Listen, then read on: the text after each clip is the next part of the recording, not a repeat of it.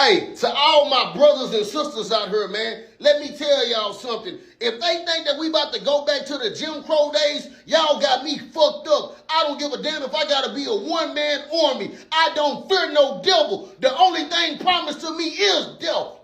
And shout out to that brother in Louisiana for letting that senator have it and letting them know exactly what it is and what it's gonna be. If we don't stand up for our rights, fuck waiting on reparations. We gotta take them bitches.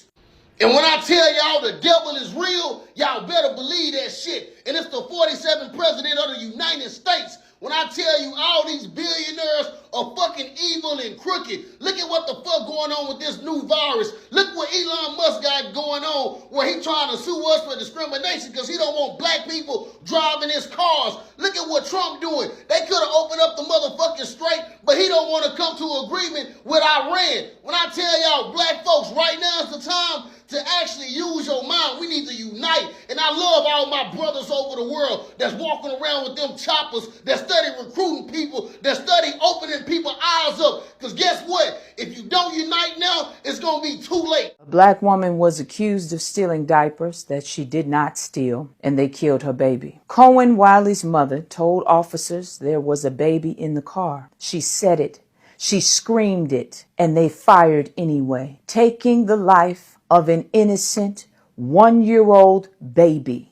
I know we're tired. I know we're being consistently gaslit and attacked and then jailed for defending ourselves against the violence of racism that they pretend doesn't exist. James Baldwin told us the truth decades ago when he said, to be a Negro in this country and to be relatively conscious is to be in a state of rage almost all of the time. But you know what I do with my rage? I understand that my rage is righteous, but I also understand that I must focus my rage on what matters most, and that is my people, our liberation. We must focus our rage on building our unity and therefore power to protect us from the consistent violence of their racism. We can't afford any more half measures, no more division. Watch them now make excuses as to why this happened to this innocent baby. Somehow they will make it the mother's fault and not the racist police officers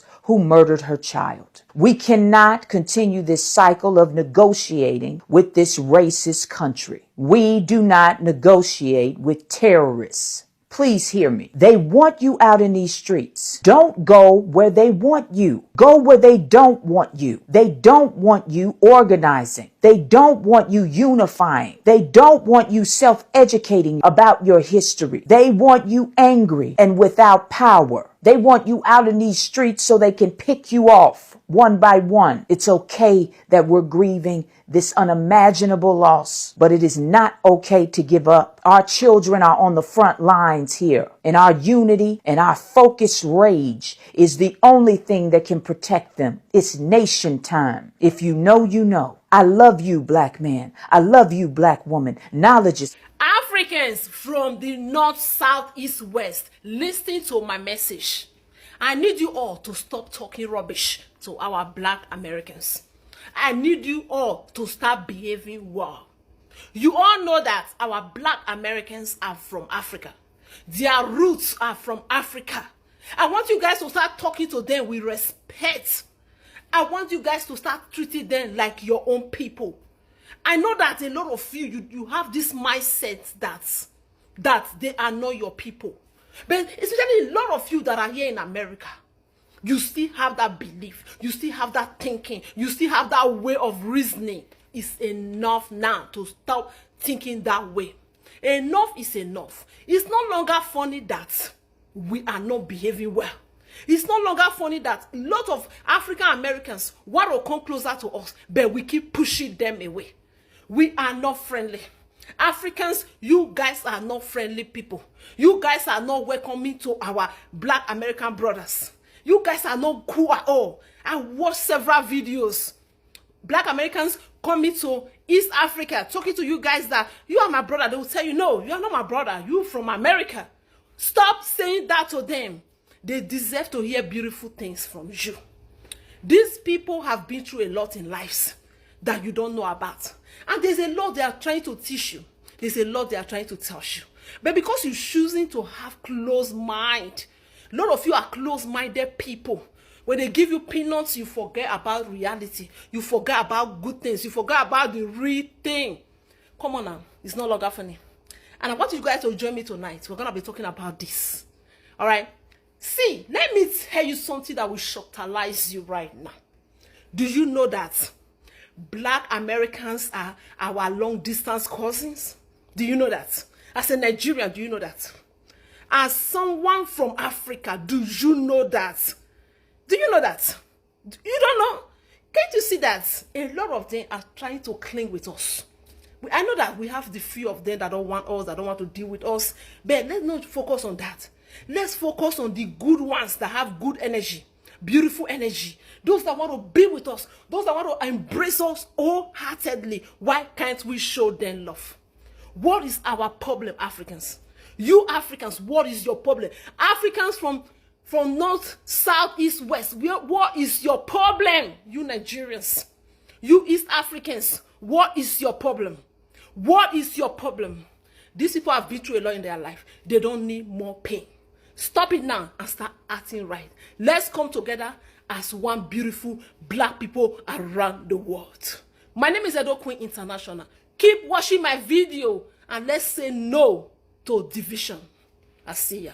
Child, I was just going down a rabbit hole. And every time I read something, every time I sit and pay attention to what white folks are doing, whether it's discrimination, surveillance, policy rollbacks, or just their weird obsession with Black folks and Blackness, I come back to the same truth time and time again. We need to be just as obsessed with ourselves and our community as they are with destroying us.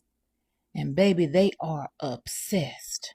They are working overtime, studying us, tracking us, creating laws around us, erasing us from textbooks, attacking DEI, banning Black thought, and designing entire political platforms around limiting our progress. Baby, they're beyond obsessed. And child, I can't figure it out. And meanwhile, we're over here trying to be resilient, trying to out-survive a system that has already shown us time and time again it does not intend for us to survive. But let me tell you what I know for sure. Resilience is not necessarily a liberation strategy. It's a survival strategy.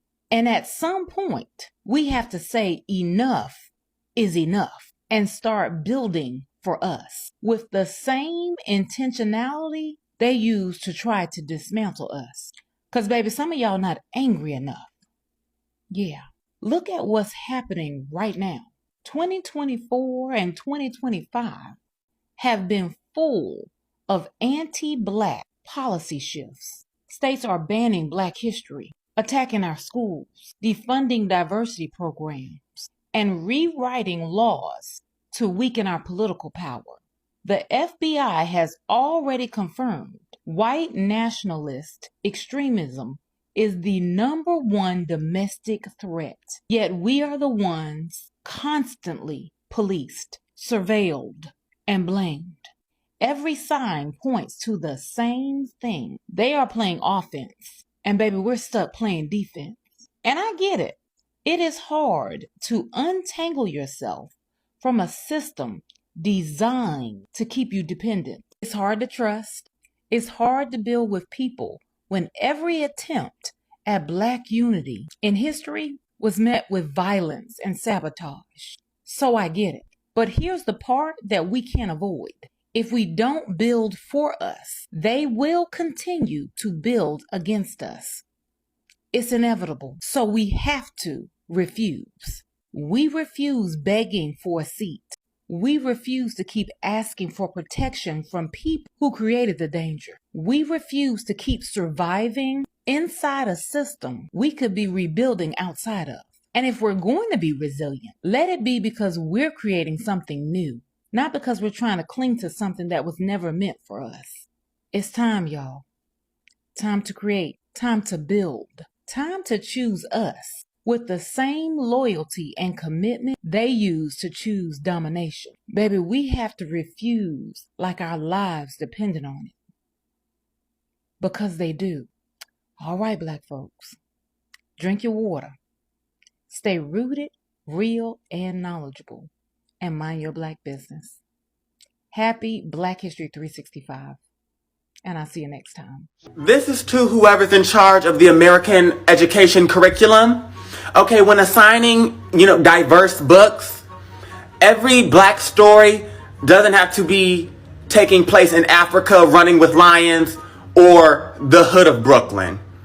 There's no middle ground. It's always 1400 Zimbabwe or civil rights movement Jackson, Mississippi. Like, there's no in between. Because just like I'm tired of seeing Black struggle films, I'm tired of y'all forcing us to read Black struggle books. These stories are tired. Black people don't have to constantly be in bondage and shackles for every book that we read, okay? And then y'all be skimming over all of slavery when it comes to actual history, but when it comes to literature, it's like, no, struggle, struggle, struggle. Enough. These are some of the things I've experienced as a Black ICU doctor. I've been called the N-word. I've been asked when the real doctor's going to step in the room. I've been told to go back to Africa. These are just a few of the things that I've experienced throughout my career. Why am I telling you this? Because enough is enough. We are beyond this at this point. What I ask of all of you to do is call it out. No tolerance, no more. It takes 5 seconds of courage to step up and say, you know what? What's being said now is unacceptable. And I sincerely believe. You want to know how America got this bold with the hate? Because too many of us let it, point blank. We watched them get comfortable, write the rules, stack the courts, redraw the maps, ban the books, and too many of us just shrugged and said that's how it is, I guess. We were too busy trying to look respectable because we didn't want to be seen as angry, right? We didn't want to be those people. We wanted to be safe, palatable, invited to the table even though they served us scraps. Meanwhile, they were loud as hell. They were never scared to offend us. They were proud to be hateful, and they trained their kids to carry it forward. They didn't even bother to whisper, and us? We told each other to hush, stay calm, wait for change. Now, look where that got us. They're not even hiding it anymore. They're putting it in laws and classrooms on the bookshelves they're banning. They're telling us to our faces that we don't belong here, while we're sitting over here trying to be palatable and policing each other's tones, because they've always counted on us not really fighting back. They know some of us would rather keep the peace than tell the truth. They want us divided, tired, and polite about our own survival. So let's be real, America didn't get like this on its own. It got like this because too many of us were passive, too willing to look away, too scared to speak up. And that's on us, and I'm done being quiet about it. Because being polite never saved us. Being patient never helped us. And if you think staying positive right now is going to protect us, you're fucking delusional. It's time to stop asking. Time to stop begging. It's time we tell them what the fuck is finna be.